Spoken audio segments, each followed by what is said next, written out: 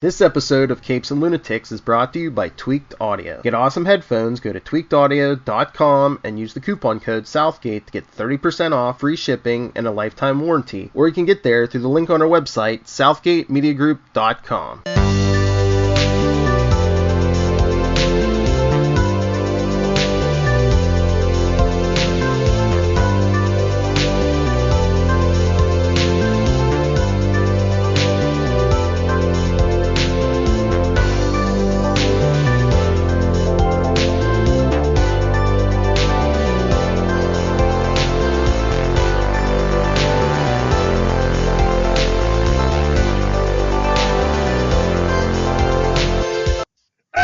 Me hearties, yes, salty landlubbers, welcome to Full Stream Ahead.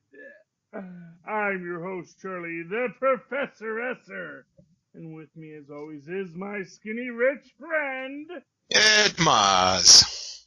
Hey, Mozz. Oh, Mozzie! It's the end of the road. It's Season 1, Episode 8 of The Boys. Oh, boy. You found me, Mozz. You found me. That's our title. You found me. The season finale time. Questions answered. Secrets revealed. Conflicts conflicted. Characters exploded. And so much more. Our director, of course, is the excellent Eric Kripke. He did last episode too. No, actually, where was he writer? I don't know. Kripke's great. I don't know Officer if we have to... Kripke. You. Yes, Kripke, Eric Kripke. To me, right now, I'm calling you my hardest working man in show business this week. He also did the develop by, so he's the guy who made all of this a reality. I'm getting the sense that overall for the show, that guy is going to be who takes it. Yeah, I got a feels. We'll talk about that at the end of the show. Yeah. But in the meantime, our writing credits go to Ann Cofield-Saunders and Rebecca Sonnenschein, who is my Shonenshine, my only Shonenshine. Makes me happy when skies are gray.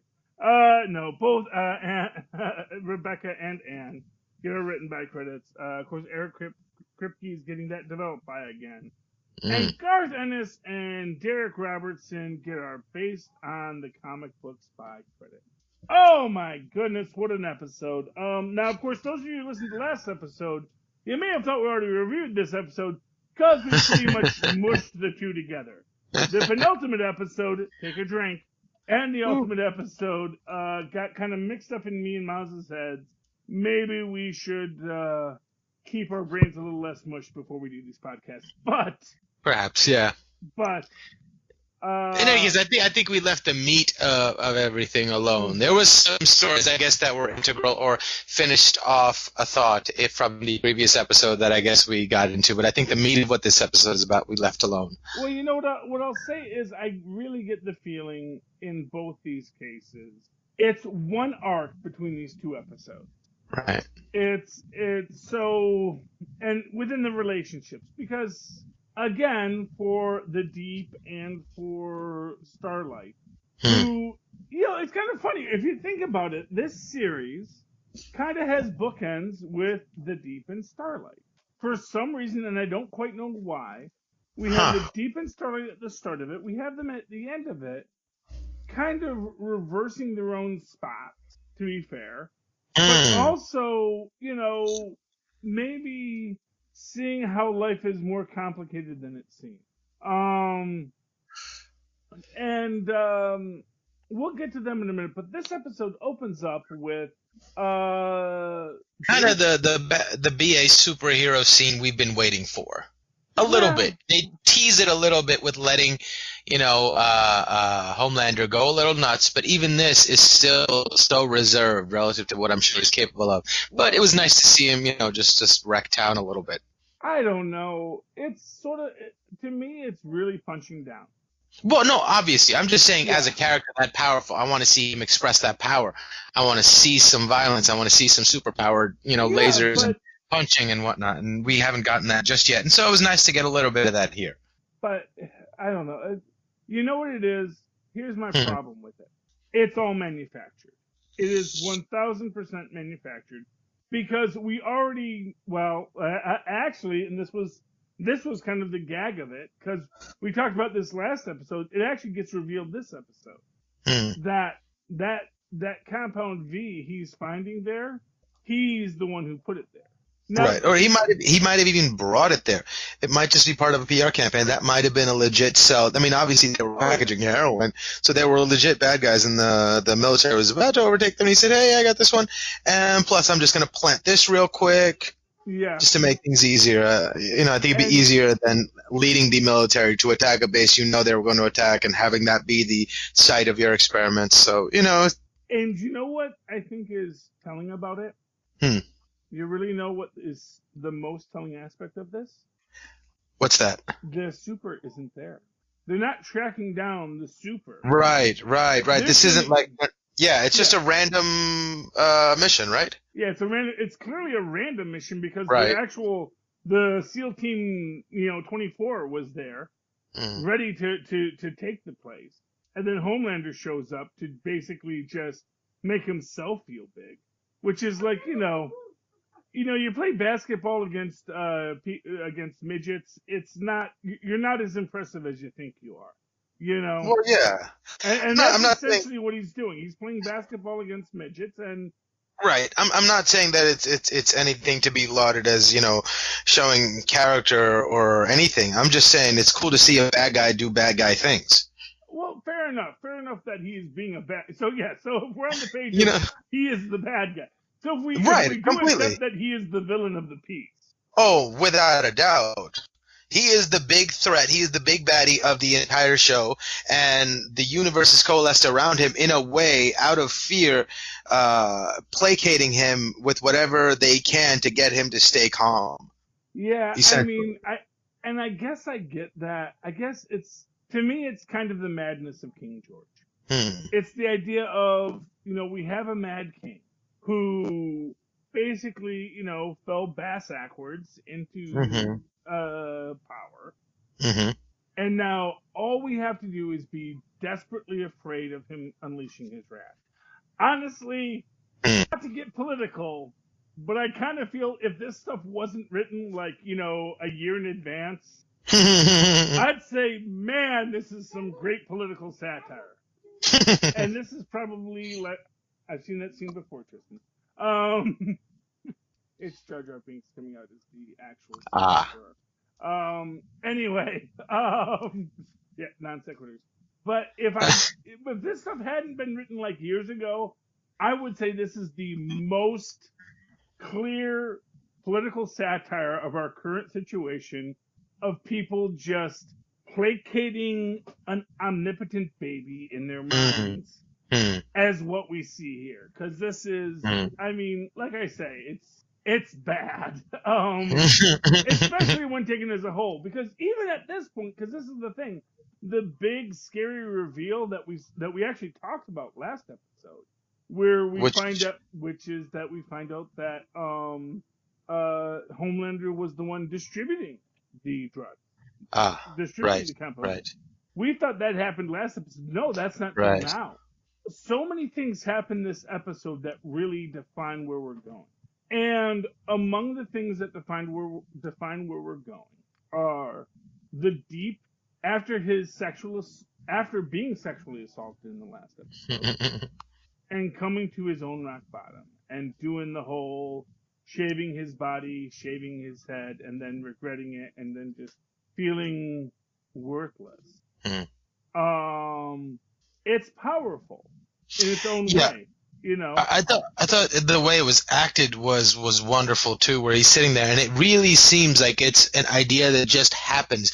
There's one of those weird sparks you get when you're in a stifling situation and you get really uncomfortable and you have like the wildest, craziest thought in your head. You don't do it, but it pops into your head out of nervousness. What if you were to do this, or and you see that moment land on his. He just goes with one quick swipe, and then he immediately regrets it, and then hates himself more for being so weak to having allowed that to happen, and then just goes it's such a beautifully, beautifully acted moment. Here's what I'm going to say. I don't know how many seasons they're going to do with this, But I do wonder if they're going to build out a redemption arc in some way for the Deep in this. Like, as I said last episode, how dare they make me feel so much pity for this guy? Yeah. But I wonder if... So, as an example, one of the things we get in this is, of course, Starlight coming around to being a hero. And and this idea that, you know, it doesn't matter. And I really feel like so much of this is people that didn't ask for superpowers, but that have them and being told what they're supposed to do with them.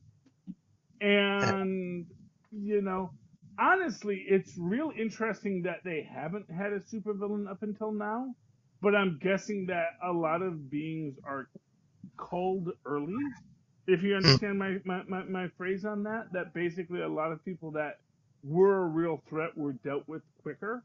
And it's only Homelander's basically randomized trials that are creating things that will be actual threats for everyone, that could actually scare people, that could actually put us on the brink of an Armageddon again.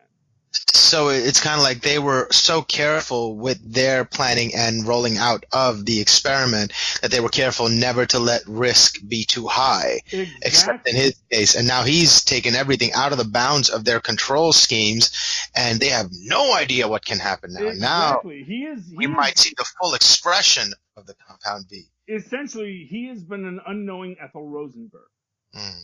You know, he is basically...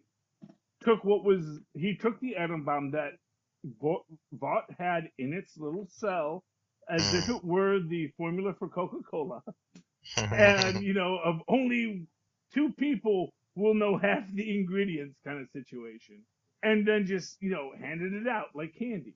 And now we're in a superhumanly empowered world. And... Now the threat is real. Now the threat of superhumans going nuts is suddenly a real threat. Because, as I say, from one of the greatest comic books ever written, Dark Claw #1 from the Amalgam Universe, the problem with creating a living weapon is that a weapon normally can't pick itself up off the table and decide to just start killing people. And essentially what they did was they created a living weapon, and the living weapon got bored and decided, you know what, I want other living weapons to play with. I want ones that I can wrestle with, because I like to wrestle. And, you know, Queen Maeve, who is as close to an equal as he has, you know...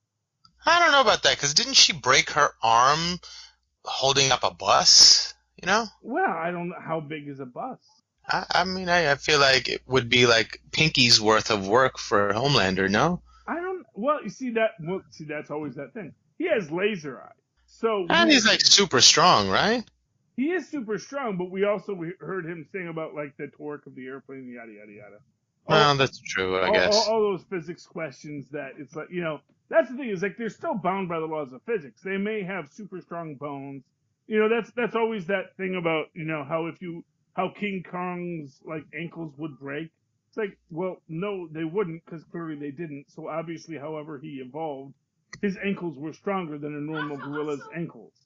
Right. Continuing to that, people say that Godzilla can't be true because the weight of him would kill him. Well, exactly. It's the same idea.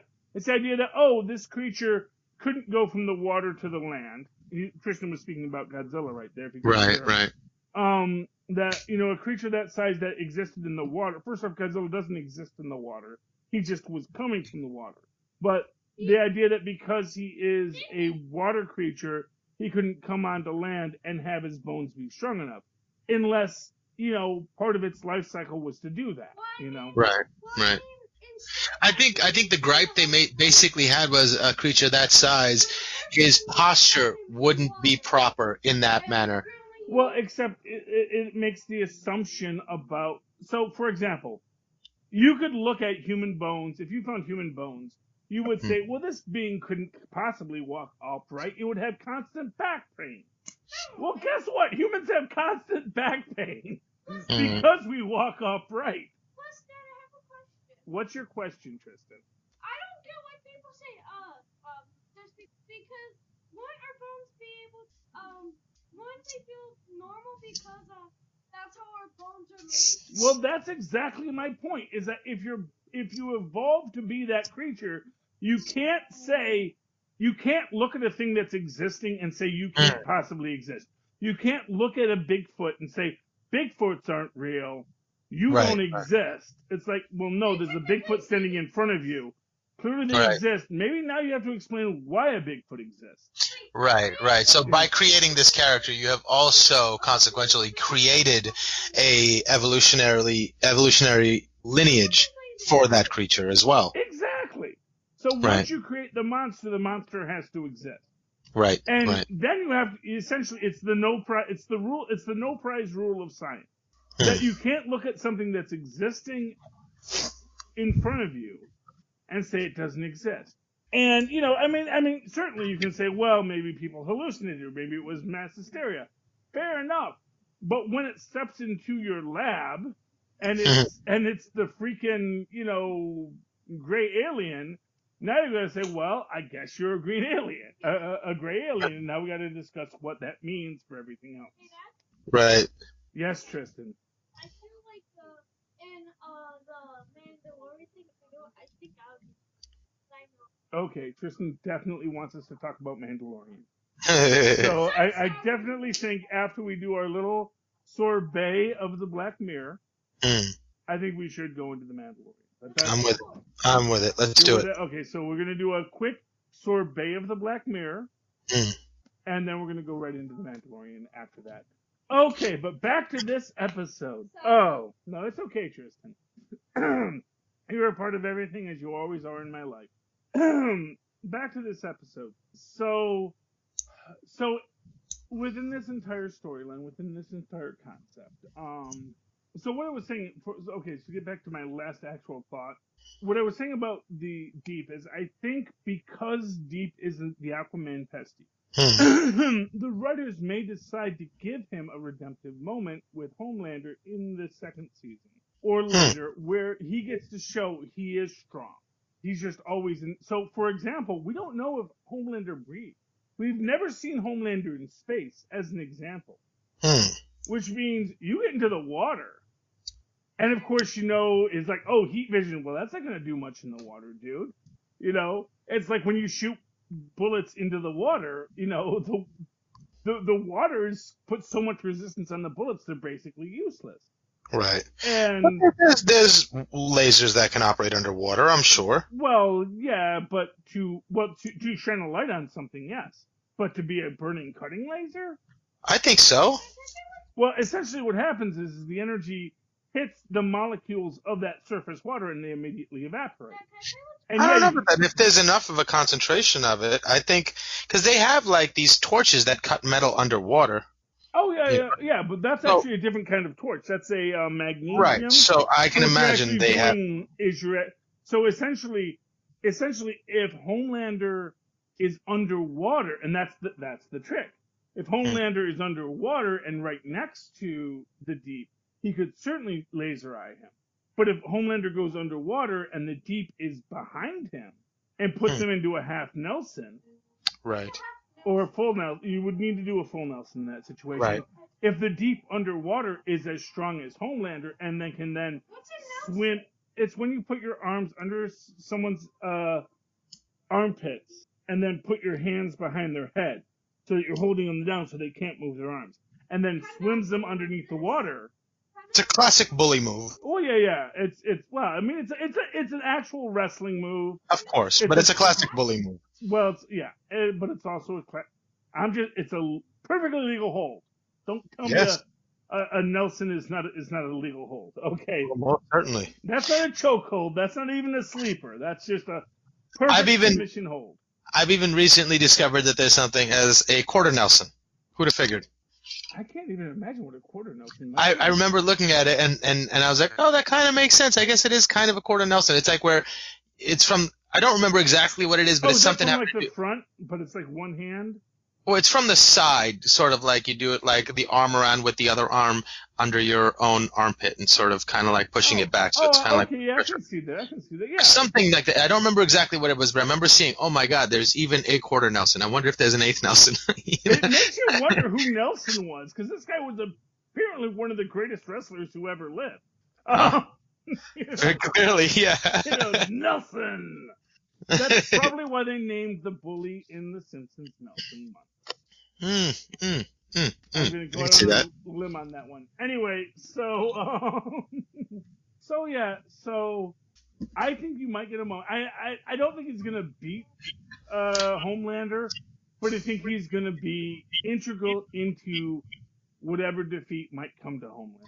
See, I think people like that, the only redemption that is usually afforded them is to sacrifice themselves and make that play in order to save somebody else, and then maybe we can have redemption for him. But it's not going to be something that makes him grow or keeps him around. He's got to like give in order to get redemption. He can't do well and feel good about himself and get to live with that. That's not the kind of redemption I think that's in store for him. No, and I agree, but I think the maybe caveat to that is he's aware that's the only redemption he can have. That when you are a being who is so separate from humanity and knows how dead you are inside, that the only way that you can actually say I have worth is to sacrifice yourself in that moment. Not to be, so many people kind of maybe even think that when they make a bad decision about their lives. But, so certainly if you're thinking about doing that, please call a hotline. Unless you're a samurai, then, do what you got to do. Well, I'm kidding. Unless the Emperor of Japan declared you a samurai, you ain't a samurai, okay? I'm just saying, you're not a knight of the table round unless King Arthur freaking put Excalibur on your shoulder for 5 minutes, Let's call a shelter having an entrenching tool. I can say I'm a professor all day long. It's a meaningless honorific. I don't call myself a knight or a samurai, I don't call myself Charlie the Samurai Esser, because that's an honorific that has some weight behind it and has meaning. Right. Unless the Japanese emperor has decided that I get a feudal domain of which to rule as a warlord, I am not a samurai. I am not a shogun. That's the emperor of China giving you that feudal domain. What's a shogun? It's essentially a Chinese samurai. What's a ronin? A ronin is a samurai without a master, which means someone who was at one point a samurai or who trained to be a samurai, but then fell out of favor with the emperor of Japan or some other feudal lord that was making sort of little samurais. So that's what a ronin is. That's why ronins usually don't have proper armor. Well, then what about all of the ronin in Star Wars? Like there's ronin. Well, because Star Wars uses a lot of cultural appropriation of Japanese medieval mythology. So yeah, Lucas uses the word ronin like it's going out of style. As a lot of fans of Kurosawa do. And to be fair, it's not even necessarily cultural appropriation any more than saying, he's a knight of something is cultural appropriation, because there's no knights in America, but, we've gotten that English mythos that is not relevant to a lot of people's history, but we're going to go play it into it, So, but anyway, that's that whole conversation. Where were we? The Deep's redemptive arc and where that goes. Yeah. And I think one of the scenes I thought was brilliant and I really wanted to talk about was the scene where Starlight confronts her mother. And she goes, her mother comes in and is about to give her breakfast, and she goes, "What's compound B?" That little hesitation, that tiny moment of recognition, and then the effort it takes to cover it up and continue on like nothing happened and make the waffles. It was so perfect. And that woman is a phenomenal actress. Ann Cusack. And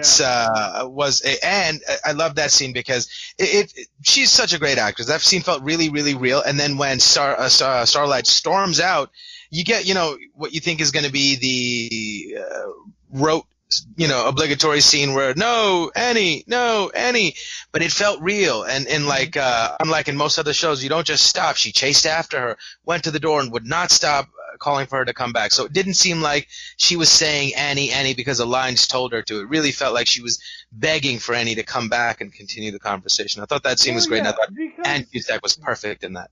I mean, to be fair, there's a conversation to be had, and there's a real story here, which is that, I made a choice because I had to make a choice.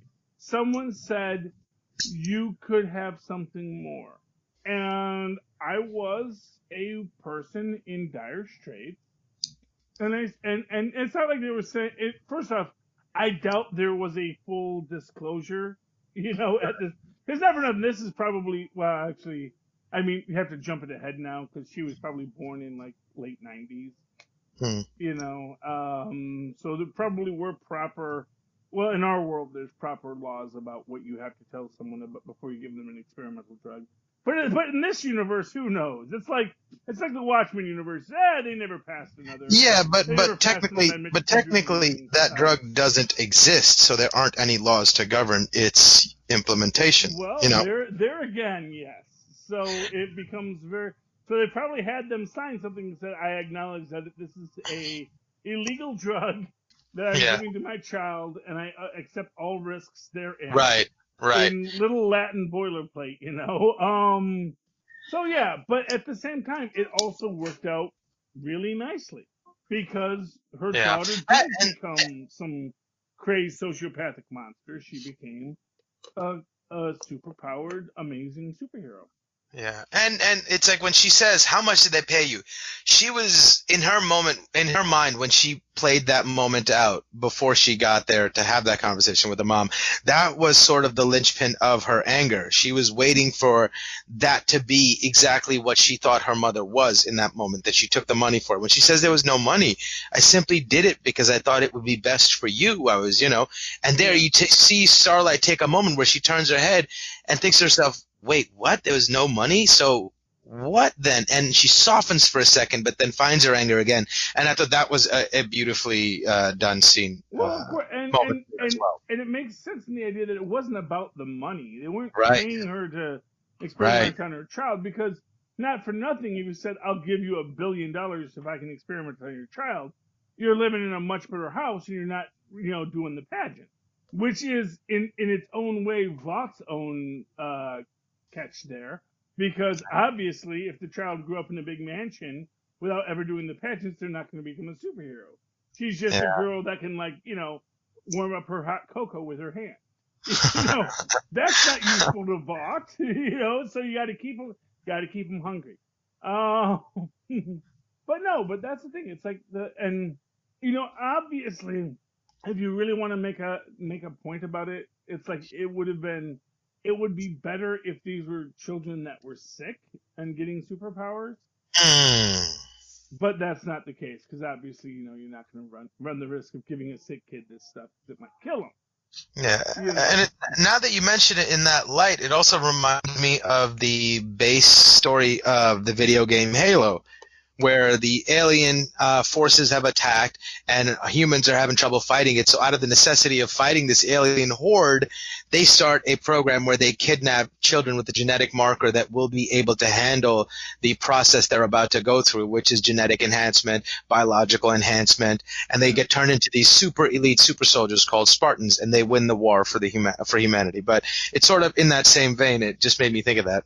Yeah, well, and for what it's worth, it's entirely possible that there's something similar going on here, where Vought is really looking out there for who can handle the super soldier serum, which leads us to the introduction, finally, of Edgar. Yeah. Gus Fring. Yeah, and hey. Real props to Amazon to saying maybe he's a black guy. Yeah, and they picked what an actor. I mean, we don't get too much of him just yet, but I think next season it's going to be great, because that guy's a phenomenal actor. If you've seen Breaking Bad ever, That guy's incredible. No. And what made me think of it now is like, so, we know what Madeline's intentions are. We get a sense that we might know what Vaught's intentions are, but we don't know anything about Edgar or what his intentions are. And maybe you're right. Maybe there's something to that he sees a looming threat that nobody knows about yet, and he's preparing. And this is just a crucible through which he finds his heroes. Yeah, or, well, like I said, I don't know about threats that he sees, but essentially the biggest threat was always Homelander. And here's what I'm going to tell you. If someone sees a threat and you're involved, and you're a guy that's thinking 4 moves ahead, you should be Lex Luthering the heck out of Homelander the whole time. Because to call a shelter half an entrenching tool, Homelander was, is, and will always be a threat. And this is why I always get back to that question of zinc. The one thing he can't see through. That there's one limitation, and here's what I'm going to tell you. Here's what I'm going to tell you. In this episode, we actually get where Homelander tells Madeline, he went back to Vogelheim and squeezed the information out of him. And here's the thing. I don't know if Vogelheim is the kind of guy who just lets data sit on his hard drive. Vogelbaum, sorry. Yeah. Pardon my... So, I mean, he had to physically squeeze the information out of him, I imagine. That's what I thought. No. Yeah, but what I meant is, I don't think Vogelbaum's notes are... That's the thing, he's a scientist. He made notes. Every aspect of Homelander's existence exists somewhere. Now, maybe they exist on a hard drive that Edgar has access to. Maybe they were notes that Vogelbaum has access to. But at the end of the day, there's notes on Homelander, including what might be his weaknesses. And they make this point and here's the thing. They keep on making the point, their weakness is the same as us. It's the people they care about. But then what if you have a sociopath superhero? Except then, well, maybe there is still something that's his weakness, It's like It's like in the real world, you know what a sociopath's one weakness is? What? Bullets. Oh. It's bullets, my one weakness.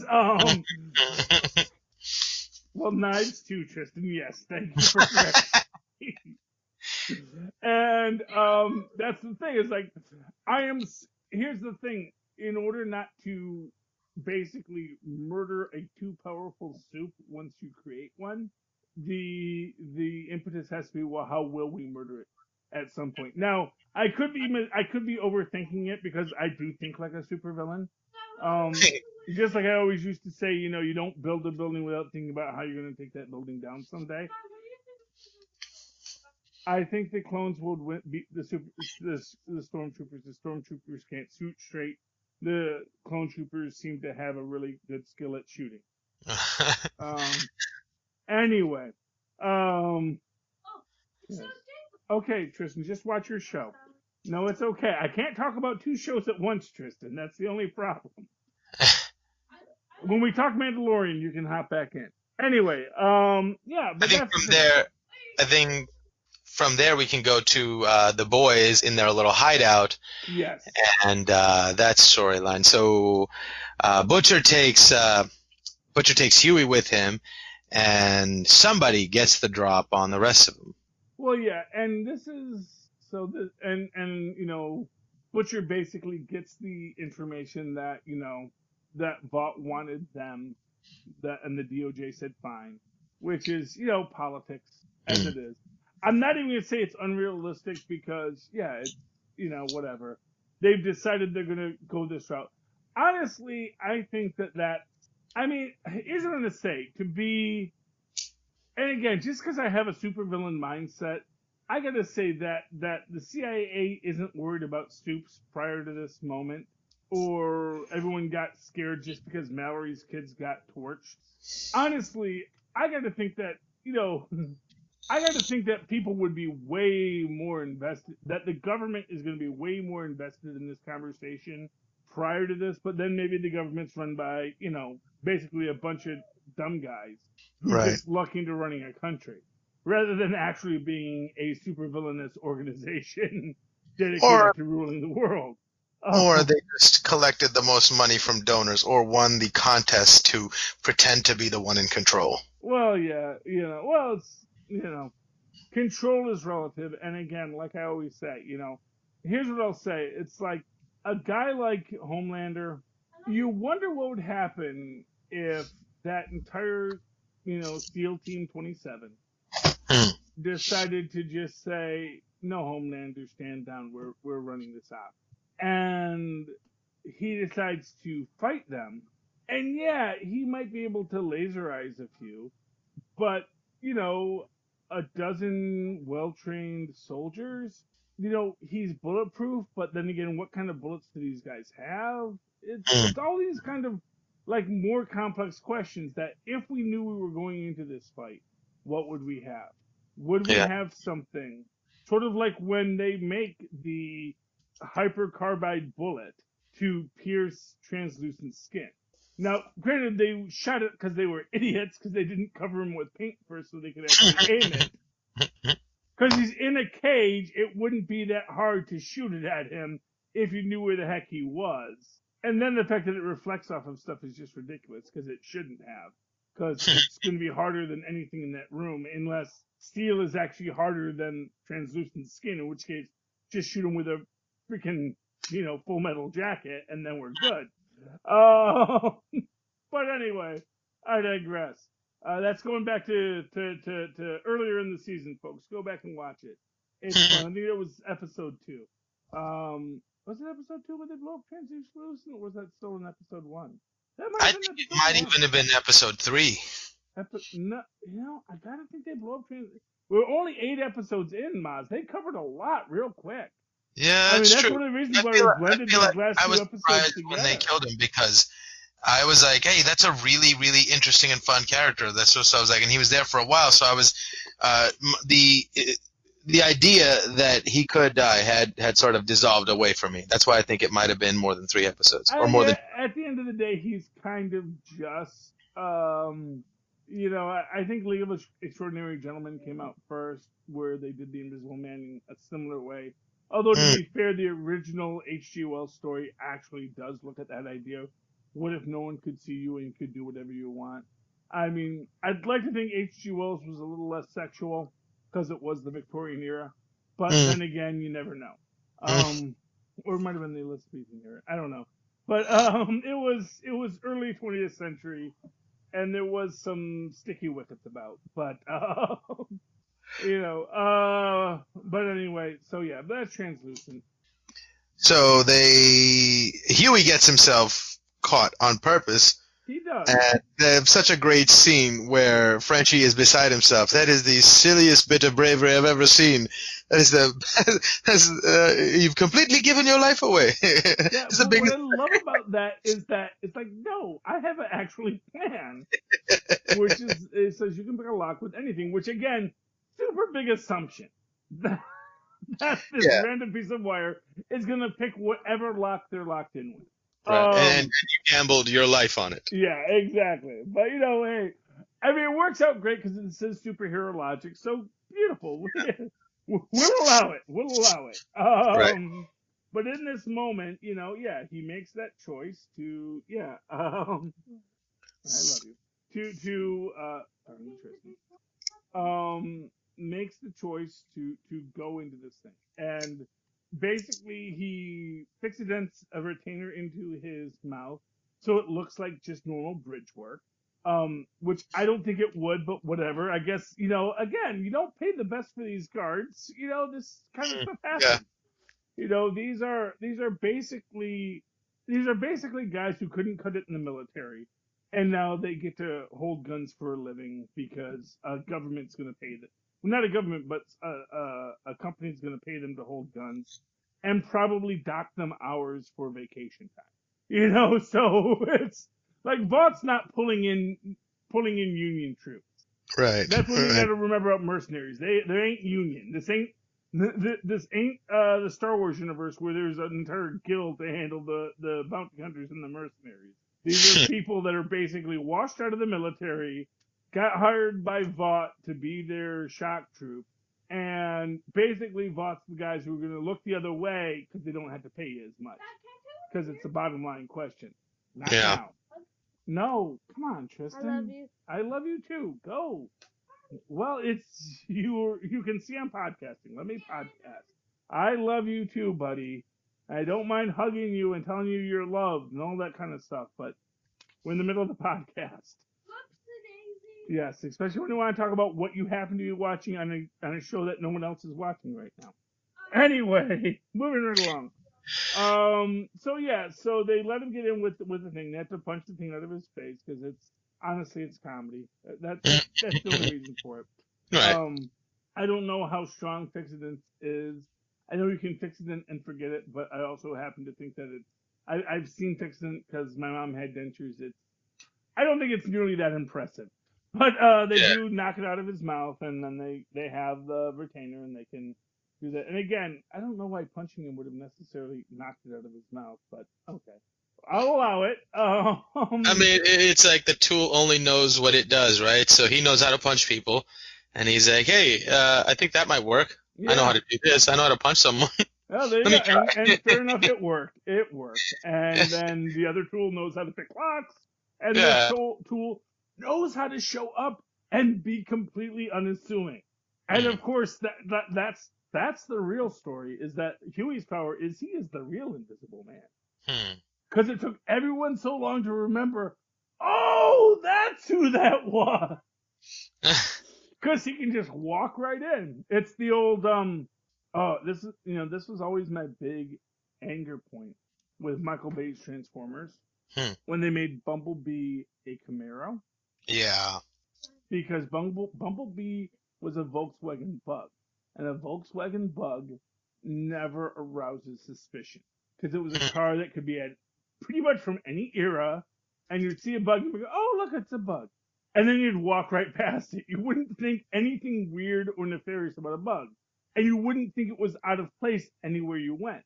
Because a rich guy could have a bug, a poor guy could have a bug. Bugs were just things that existed. And then they make him a Camaro, and the Camaro was immediately going to attract your attention. And no way in the world is the Camaro the cheapest car on any lot. I'm just going to say that right now. But Huey is the Volkswagen VW bug of, which you doesn't say Volkswagen VW, but yes. He is the bug of humans. And you don't think anything weird when you see him, because he's just some dude walking in. He's not physically intimidating, so he's not like Mother's Milk walking in and say, who's that large black man? Or, not to get political, but, or like A-Train out of his costume in crutches, being under suspicion of stealing something. And that's a great scene, by the way. Yeah. I mean, just to emphasize the weight of who these people are and why they're so desperate. Yeah, that and to make it a point that how badly being the best is important to A-Train, that without his powers, without his notoriety, he doesn't get the respect he should. Well, exactly, and he wouldn't, and that's the truth of that thing. I mean, I know that they break very much from the comics, and this is the thing. One thing the Incredible Hulk TV series from the 70s and 80s taught us is that if you break from the comics and you tell a good story, no one's gonna mind. That's the one thing I'm kind of learning in this later half of the first decade of the 20th century.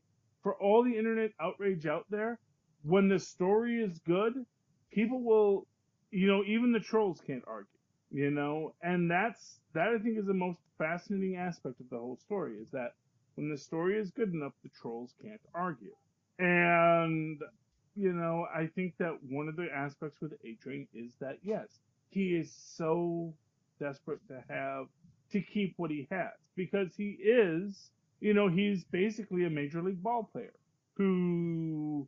Right. And it's like, and here's the thing, you can be Reggie Jackson, who can start at the top of his career and then slowly work his way down. And Reggie Jackson, by the end of his career, was not doing as well as he was at the start of his career. But he had a really long career as a pro ball player, And I think Bob Uecker, who played with Reggie Jackson, used to say, it's like, we actually, Reggie Jackson, Reggie Jackson started with higher stats than me, but we both wound up at the same place. But that's a long career for both of them because they both basically, Bob Uecker was a guy who was just, he had that long career as a guy, as a catcher, just that long career as a catcher with, middle of the road stats, doing just fine, continued his career, and Reggie Jackson was the superstar and then became the mediocre player, as all players do in time, because you can only be the best player for so long. Of course. And the idea for A-Train is that, he got to the majors, and now he's so afraid of being traded down to the farm team, especially as there isn't really a farm team that we've seen in this world. We haven't seen the G-Men. We haven't seen... Right. And of course, what you saw was he was part of the teen brigade, which means he was in the farm team with Mesmer and Popcorn. He's the one that got called up to the 7. And what we see is that we don't see the G-Men. We don't see a new teen brigade. We don't see a farm team for the superheroes, which is really Vaught's problem. But again, at the same problem, every time they create a superhero, they run the risk of creating a supervillain. That is their basic problem with this, is that it's an unsustainable model. I mean, and basically that's the problem with created superpowers. It's an unsustainable model if it's not a one shot and super soldier done. It's like Captain America, one shot and you get a super soldier, and it's great because he's a reasonably leveled super soldier, and you could make everyone a super soldier, and then it's not so much of a problem. But the idea that, we can randomly distribute superpowers, some of these guys are going to have, amazing powers, some of these guys are going to be stretchy,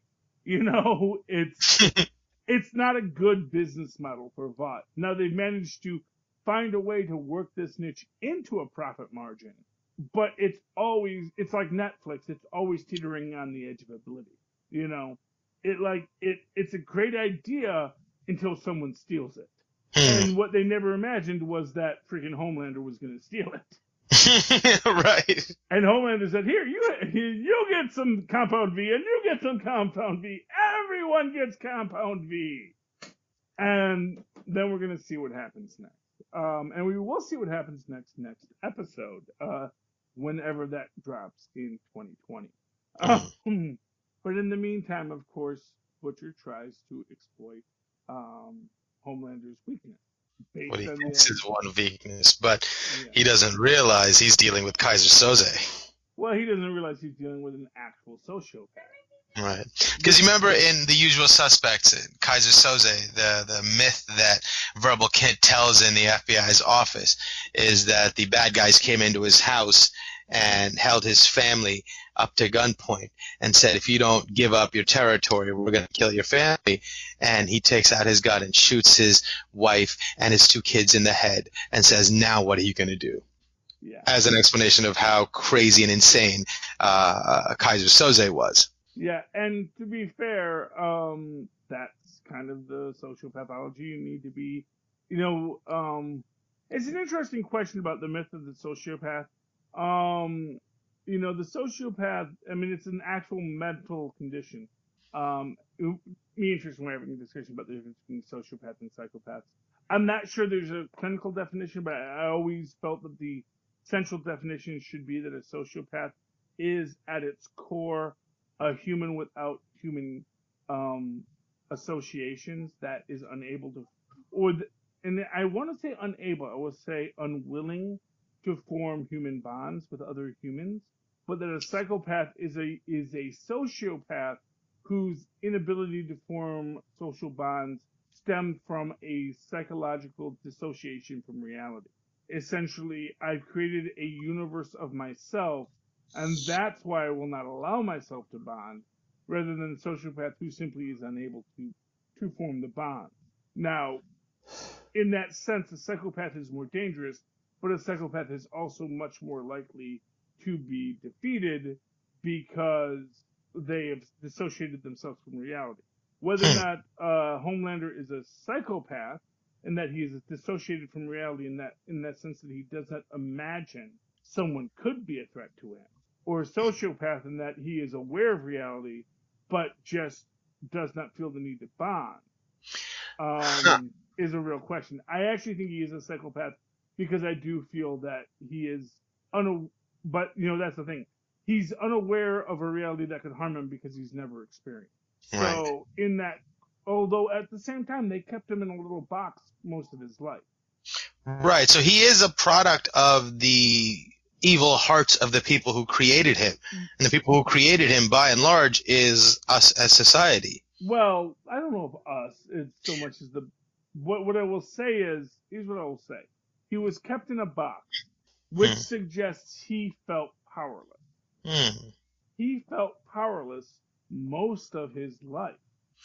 And then once he had power, and it's the old, I don't know if it's true or not, but there's the myth that, you can tie a rope around an elephant's ankle when they're a child, and they will try to break from the rope, but that at a certain point, they'll give up. And then when they're an adult and they can more than easily break the rope, they won't even try. Because they already tried breaking the rope when they were a child and they were weaker. They don't realize they've gotten stronger. Now, Homelander, arguably, is a being that was kept in the room when he was weaker. And has grown to this point where he doesn't even question his position because he knows it. But now we're seeing that now he thinks, he realized he can. As he does kill Vogelbaum and he does kill Madeline. People who had power over him, he no longer feels weak around. See, to me, it was like, I think whatever he felt for Madeline and whatnot, I think that was real. And I think he is capable of feeling attachment and emotion because of the way he reacted when his quote-unquote Dr. Father told him, "You were my biggest failure." The look on his face in that moment, like it meant something to him. So he's closed himself off and doesn't allow himself to feel because of the pain he experienced, but I still think he can feel.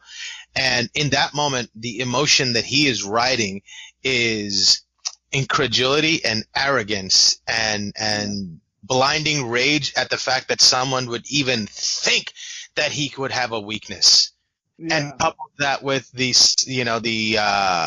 perceived betrayal on her part, and he's like, "Oh yeah, well, tell you what, I've learned at a young age that attachments aren't going to get you anywhere. So how dare you even think?" And then just the satisfaction of that moment where he at first walked in is completely being, acquiescing to Butcher's control and saying, "Hey, what do you want? Let's figure this out." And it's all a cat and mouse game, and he's been waiting for this moment. And I love that when he does it, he takes a moment to mourn his friend's death and then turns around and takes a moment to lick his lips for how delicious this moment is, that he has given Butcher no out, that he has won. And then he turns around to Butcher and says, "Now what?" And Butcher pushes the button. Oof. So, doesn't matter. And it doesn't matter because even that he's thought about and he's planned ahead for. Yeah. So he's like, "No, you don't get to win. You think you get to win. And even if you think you're going to opt out and pretend that it's a win, I'm not even going to give you that satisfaction." Yeah. Oh, that's so evil. Here's a question for you. And it's, honestly, this is the question that racks my mind. Do you think Homelander saved the baby? No, absolutely not. And now here's question B. Do you think the baby survived anyway? Ooh. But... yeah, we don't know where that baby came from, whether it was even hers. This is the thing. They turned you think that was Homelander's baby? Down. I know it's Homelander's baby. Oh. You think this woman who is clearly, repeatedly having the sexual relations with the Homelander, and that Homelander is just too dumb to even think it.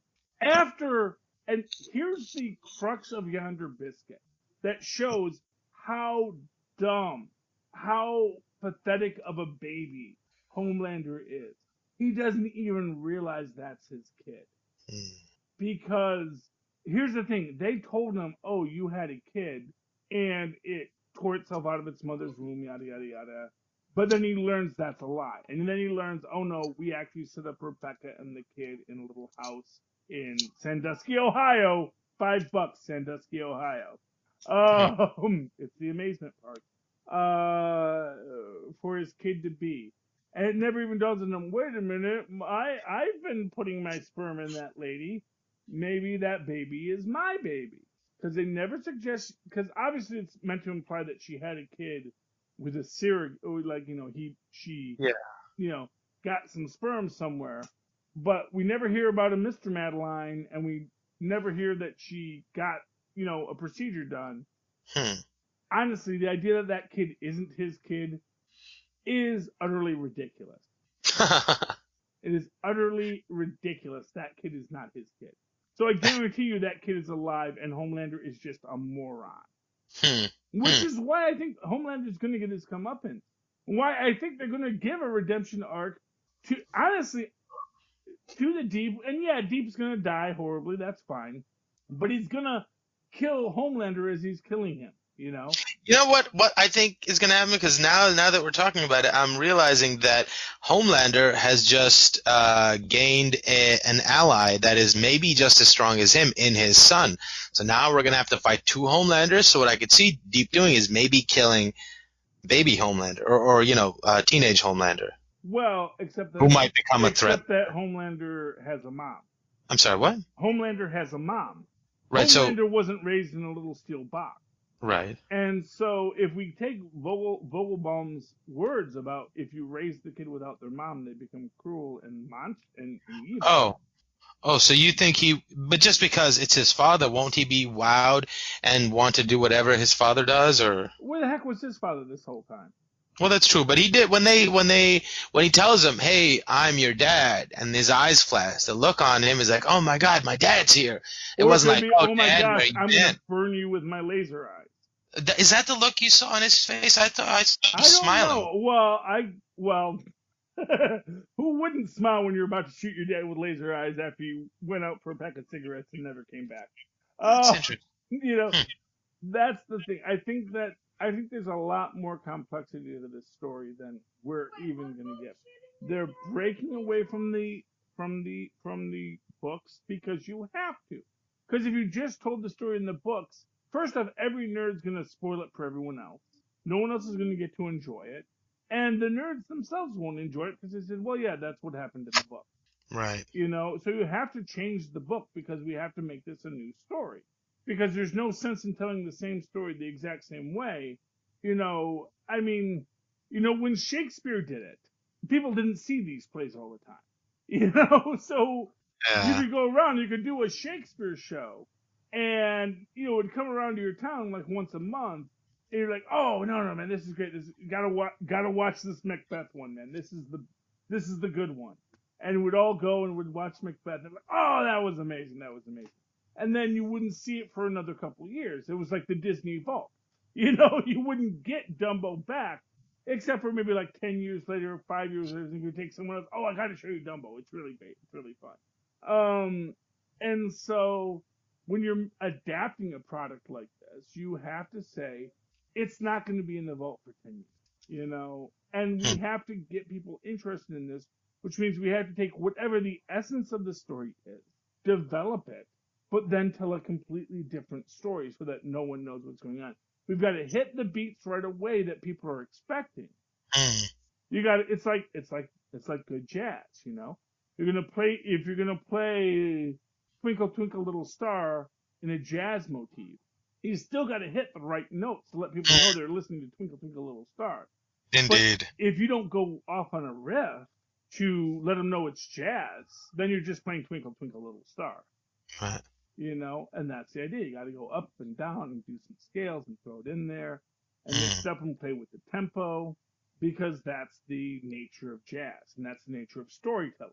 If you don't tell a story with some changes, it's going to get to be a boring story. No one wants to hear the story the same way every time because, not for nothing, we don't remember the story the same way every time.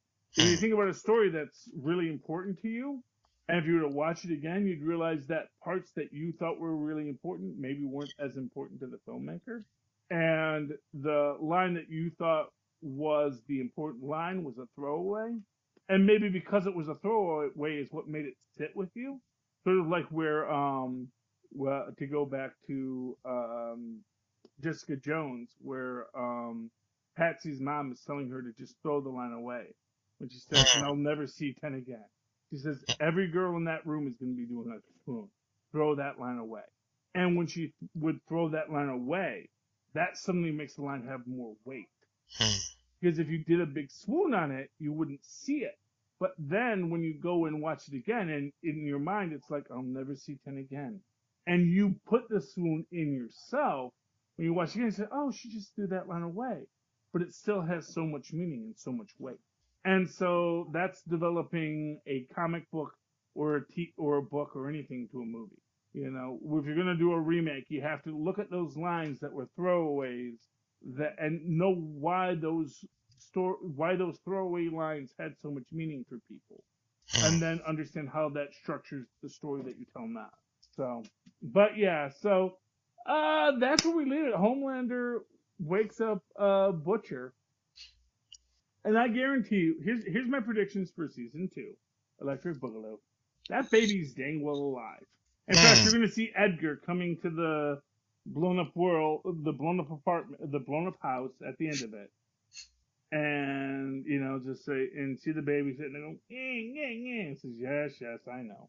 And pick the baby up and carry it off, you know, and Vogelbaum's dead. But they've got like 6 other scientists, man. There's a whole department for this sort of thing. And Vogelbaum was retired at that point. He wasn't integral to the machine anyways. Exactly.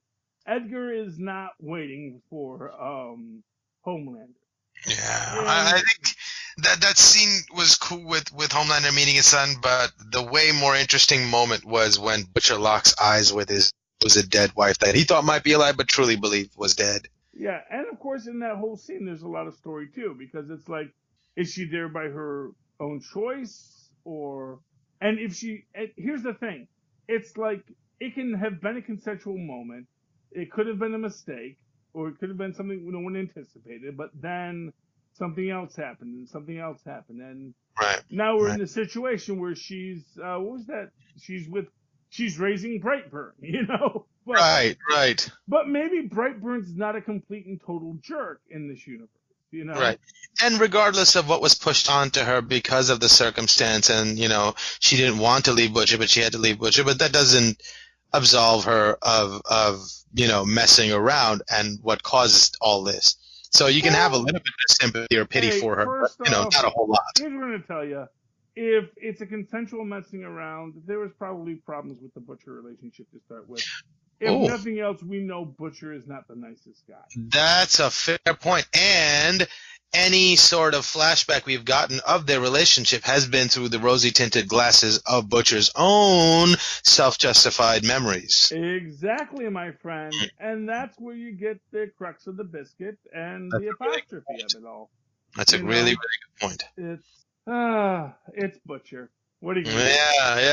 Yeah. I'm really excited to see what happens. I'm glad that, and here's the thing, I guarantee you, because we've gotten the trailer now for season 2, I think that freaking A-Train is in the hospital on the ventilator.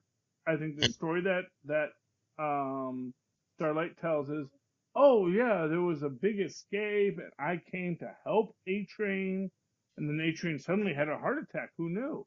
And I'm keeping him alive, you know. And I think that's the story. And as far as the other guards, first off, I think the guards are going to say, I don't know what happened. Because again, if you're some military washout who got this gig with Butt, and again, guarding non-superpowered prisoners, you know, who they're not searching properly, you think that you're going to go out on a limb to say, oh no, Starlight was with them and da-da-da. No, they're waiting for A-Train to come in to corroborate the story. They're like, I don't know, man. I don't know what happened. Suddenly, all of a sudden, I got blacked out. I think they maybe got one of those superpowered terrorists to help them. Yeah, and for some reason, I don't see A-Train ratting on them either, because technically speaking, they saved his life. Exactly. So I think that, and this is where I think you're going to get this rift in season 2. I'm going to be surprised if this gets 3 seasons. And I'm not going to feel bad about it, because I think if they can tell a story in 2 seasons that has a dramatic crescendo, I don't think we need the 3rd season until someone thinks of what the 3rd season is going to be. I agree. You know, it's like maybe you tell 2 seasons and then call it a day, you know? Yeah. Not everything needs a sequel. Not everything needs to be an ongoing. Let's spend some money to develop another good story. Or if you want to stay in this universe, just start developing that 3rd story here, you know? Right. But you can... Right. Oh, yeah, I guess. I mean, I'm sure they're thinking 3 seasons ahead, and they're planting seeds for the next 2 when we get the next season. The problem with any kind of superpowered universe is once you introduce the idea of superpowers, suddenly reality changes. Because certain aspects of the laws of physics are changed and certain other aspects haven't. And the fact of the matter is, once compound V is a thing, again, that is the real weakness of the business model. So when Vought says at the start of this, well, who cares where they got it? Vought should care where the heck they got it. Right. Vought should be like, oh my gosh, this proprietary secret's out there. And if anyone can create it, because not for nothing, I think it's not that hard to, I'm not going to say it's not that hard to reverse engineer a drug, because I'm sure it's wicked hard. But again, I'm not a chemist or, let alone a biochemist, but I guarantee you 20 biochemists in a room with a significant supply of compound V could start mass producing it in a week, Right. Because it's like, well, okay, let's take this, let's see what's in it, let's figure out how the chemical is structured, let's put it under the electron microscope. And not only that, but sometimes you don't even know how to get the molecule to take that structure unless you know some sort of proprietary process. Well, but once you see what the structure is, you can start to figure. That's what reverse engineering is. You look at what it does, and then you figure out how it works. Right, but don't you think there would be some sort of way, okay, you have to do this to this chemical in order to get the molecules to bind, and there might be some process that's even hidden at this point? Well, no, there's a process, but at the same time, it's a process that exists within the laws of physics. So, and you think about how you can use CRISPR DNA kit, which you can buy on the internet, to create a cell, an amoeba that will start, spitting out some kind of organic molecule. Right. But for what my point was, is there anything say, for example, if someone would take a gumbo or a roux that made the gumbo and pick out its integral parts, but they wouldn't be able to make the roux unless they knew that you had to put the butter in there first and then the flour and let it cook out until it changes color and then add the stock or water and then add the cream. You can have all the parts. Is there anything to that? Well, let me put it to you like this. Okay, so we have 10 ingredients, let's say, for a roux, whatever a roux is. A roux is basically just butter and okay. Yeah. I know it's a soup stock kind of concept. So we have 10 ingredients that could possibly be in it, and there's an order in which it has to go in. But we have an infinite number of people that can start cooking it in an infinite number of ways. Or let's say there's 10 ingredients and we have 20 people who will start cooking it in a dozen different ways, at a dozen different temperatures, in a dozen different things, who all have some idea of how food is supposed to go together to start with. Right. And you're going to tell me we can't recreate Coca-Cola's formula? What? Why has nobody guessed Coca-Cola's formula? Well, actually, people have. They've actually. Not for nothing. It's Coca-Cola's. You don't make Coca-Cola. Because, simply put, because first off, no one's going to say it tastes like Coca-Cola if it's in a Coca-Cola bottle, unless it's in a Coca-Cola bottle. So when you make, Dr. Cola, or Sam's Cola, or whatever you're going to make. Yeah, or Shoutin' Mountain, which is the Sam's Club version of Mountain Dew that Tristan likes. Or Mountain Lightning, or any of the other groups. Actually, Shoutin' Mountain is the Stop and Shop version. Anyway, Mountain Lightning is the Sam's Club version. But you can know what's in it but because so much of the taste of Coca-Cola is the bottle it comes in, trying to make something that tastes like Coca-Cola will only taste like Coca-Cola. Whereas if you're going to make a cola drink, you're better off taking that basic cola formula and then making it slightly different in your own, so that people say, well, actually, I like the taste of Sam's Cola, or I like the taste of ShopRite Cola, or Stop and Shop Cola, or Dr. Cola, or any other cola group that you're making it of. But not because that's really what it is, but just because it's easier to just make a knockoff that tastes different than to try and pass it off as the real thing. However, if your job was to make the real thing, I think making more Coca-Cola would not be hard. I hear you. Because it is literally just cooking several ingredients that you can determine with several spectral analyses, figuring out what order to put them in, and then make your Coca-Cola. And once you recognize the idea that the presentation is half of the taste of Coca-Cola, you can make something that could be exactly chemically identical to Coca-Cola, and then put it in a Coca-Cola bottle, and everyone said, well, that tastes like Coke. But that wouldn't be Coca-Cola to people, So as far as recreating this drug, yes, I guarantee you Soviet super soldiers or Russian super soldiers are going to be a real easy thing to get because, again, like one can point out, Homelander isn't that bright.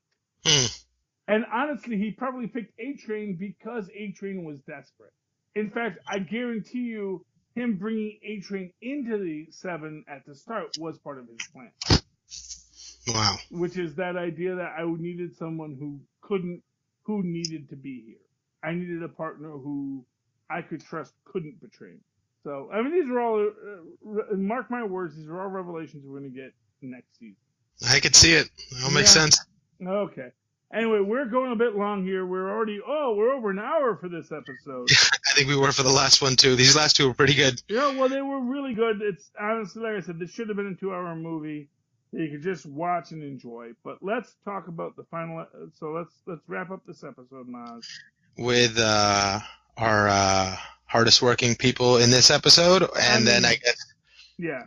For this episode, I'm going to say mine goes to Starlight's mom, Ann Cusick. Yeah, but overall, for the show, I think you were right. Yeah. Mr. Kripke deserves the eventual nod for the hardest working person in this show. You know what I'll say, and here's what I'll say. Kripke may be a Stan Lee. He may be a guy who has a vision, or Thomas Edison. He has a vision. He gets other people to make it happen. That doesn't mean that Stanley and Thomas Edison weren't doing the work. Right, and to the point of how many great acting performances there were in this season, it has a lot to do with the director creating the environment for you to do that and then guiding you to find the decisions that character has to make to arrive at that scene. And a good director can cause a lot of that to happen. And for it to have happened so often in this show speaks to how good of a director he is. Yeah, or producer, yeah. Because he's, right. As I always say, the producer is an artist whose medium is other artists. And so I think that gives Kripke a nice bit. For just some fun moment here, I gotta say I want to give a little shout out to Black Noir, the character. Just when he starts playing the piano, it's really lovely. The actor who plays Black Noir is an actor by the name of Nathan Mitchell. He's the guy in the suit, and I don't know if he's an actual pianist, but I just love that scene. Pianist, the person who plays the piano. Pianist, yes. It's delightful and it's wonderful. I like the idea of just like we don't know who he is or anything about him. All we know is that he's got like a deep well of experience and cultural knowledge, and you wonder where it comes from or what he's about. But he's got so much that he knows, but he hardly ever expresses himself. I get the feeling he is kind of that. I get the feeling he is meant to be kind of a counterpoint to the female, because we know how the female can't speak, and Black Noir doesn't. And we see how, they both have human-level powers, but at the same time, the peak of those both things. And I get the feeling that with Black Noir, we're looking at someone who is maybe something of a taskmaster kind of character, where he just amasses massive amounts of knowledge. He can't help it. But then at the same time, he's also trying to look for foci, which we see when he has that very ritualized moment where he's making his teeth. Where there's this whole ritual, because he needs that to be centered. In the same way that the female, when she starts, doing the painting her nails and really becoming human again, that's what makes her be human. So I get the feeling that we're going to see that the Black. In fact, I'm not going to say I'm going to mark my words on this, but if I'm going to go out on a limb on this, it wouldn't surprise me if we find out that the female and her brother both got the compound V. Ooh. And her how brother fascinating. became Black Noir, and she became the female, and Kimiko. And it wouldn't surprise me if the idea is that essentially they brought in her brother to be Black Noir, but that Kimiko is a person that Homelander targeted to say, give her this too, let's see what that does. That's a possibility, although we hear that Vought doesn't do it with adults, so it doesn't necessarily work out unless her brother was given the chemical as a child and just developed as a super advanced child, and then eventually got brought into the Seven when he matured, So there's ways you can do it, and then maybe it's not quite as random as it seems with Homelander doing it. But yeah, there's a lot going on in there. But I just gotta say, I love that scene. And again, that's not the actor, that's not anything, it's the scene, which again, I guess goes back to the writers of this piece, Rebecca Sonnenschein and Kofo Saunders. And Eric Kripke just standing above everyone saying, make a good show. Make a good show, you guys. So I just gotta give that shout out. I mean, it's just a phenomenally acted thing. It's amazing what can you do if you have like $8 billion to dominate an entire marketplace as Amazon does. Indeed. Yeah. And you don't have to pay taxes. Yeah, when you're lucky, yeah. No. Okay, Mozz. So I think we're at Ann Cusack. She's amazing. Eric Kripke, I think, gets it for the whole show. I mean, I know I wanted to do a whole award show episode, but I don't think we're going to get the chance to do that. I have big dreams for these podcasts that. Right.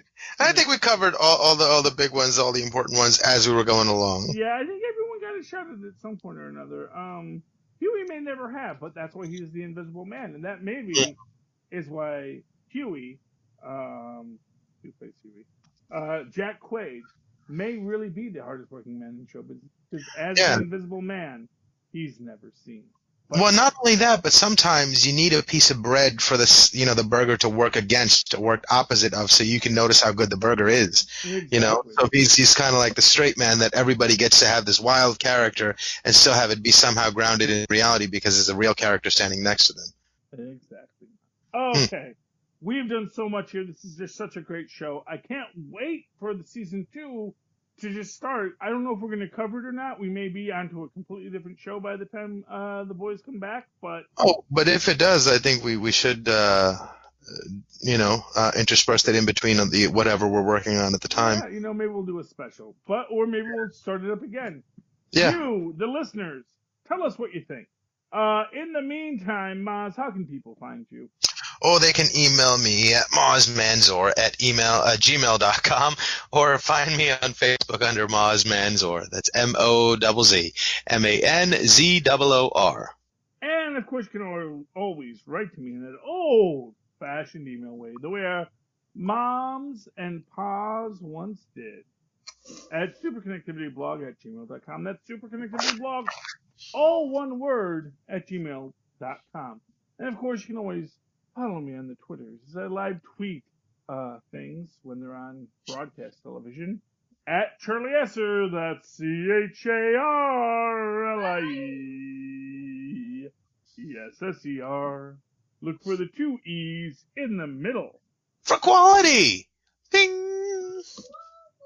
All right, me hearties. You lovable landlubbers, we have come to port, for the show is at an end. And though you may disembark and find your own lives back where you left them, know that the next time you come, you may board again and come along with me and me first mate Mozz as we stream full stream ahead. But keep, Arr!